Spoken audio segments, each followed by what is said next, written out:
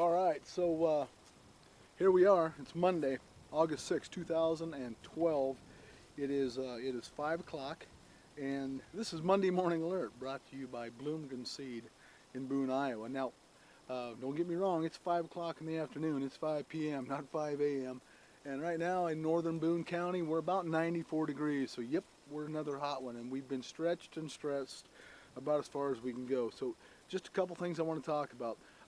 Quickly, number one, spider mite in soybeans. We still have an opportunity in soybeans whereby spider mites are really taking out big chunks of fields. And these are farms that I'm really comfortable that are going to go in the low to mid 40s. And controlling these spider mites will be a valuable return on your investment where is necessary, okay? So keep that in the back of your mind. But again, where I'm comfortable with those yields. Again, I'm Todd Clausen. I'm technical agronomist with DeKalb and Asgrow. So a couple of other things. Corn. In this field behind me, we have milk line, starch line at about a half of a kernel. Normally, I'm going to call that 12 days, 11 days. In this heat, this could be 7 or 8 days to black layer, okay? 7 or 8 days to black layer. Today's the 6th of August. We're talking about the 13th or 14th. Now, black layer is where?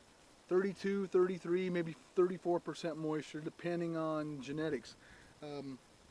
This year, we may have corn going to premature death, going to premature black layer. So instead of being 32%, it might be 38, it might be 39%, depositing less dry matter, less photosynthate, less starch accumulation into the grain, and leaving more moisture at black layer. At that point in time, this kernel is going to, and I can't get hardly anything out of that, but it will be wetter than normal. So it will shrink more, it will be lighter. So you're going to want your combine rolling. You're going to want to be in the field at 22 to 25% moisture, so the kernel is heavier when you harvest it, because the lighter it gets, if you get out there, and this is 46-pound test weight, and it's 14% moisture, it's going to hover over your straw walkers, it's going to get caught up in all the residue, and your combine's now going to be a volunteer corn seeder for next year, so get out there early. I'm concerned about the grain quality itself, so you're going to want to be out there wet, but I just cut this plant open. I'm still green color.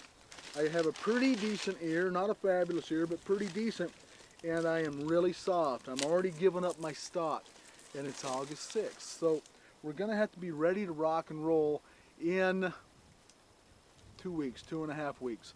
When I reach the 20th of August, there will certainly be combines going in this part of the world with corn all the way down to 20%, maybe lower than that. So that's a big concern of mine. Another concern is this. What are we going to do? What are we going to do, and how are we going to make our decisions for next year, our buying decisions and our decision-making criteria for hybrids and varieties?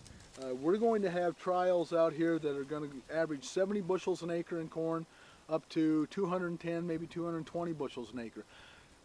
There are test plots that I personally oversee that are going to range 100 bushel in a single trial. So we're going to have to start thinking about that, and over the next 2 weeks, next 3 weeks, I'm going to bring you some better decision-making criteria, how we should look at test plots, how we should then decipher what this data really means to us. And there's going to be places, granted, that the data is going to mean very little, if anything. So we'll bring that to you over the next couple of weeks.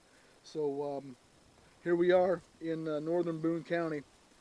This is your Monday Morning Alert, although, yeah, it's 5 p.m. on August 6, 2012, from Bloomgren Seed in Boone, Iowa. I'm Todd Clausen, technical agronomist with DeKalb and Asgrow. Thank you.